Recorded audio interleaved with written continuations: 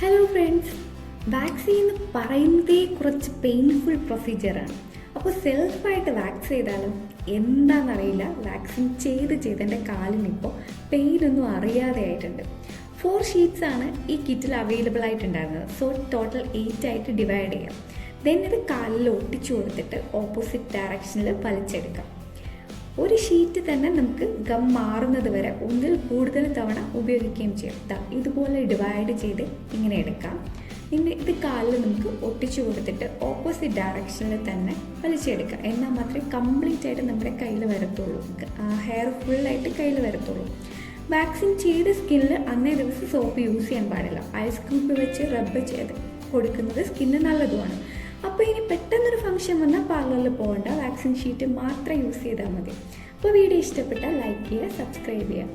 Tata, bye bye, see U.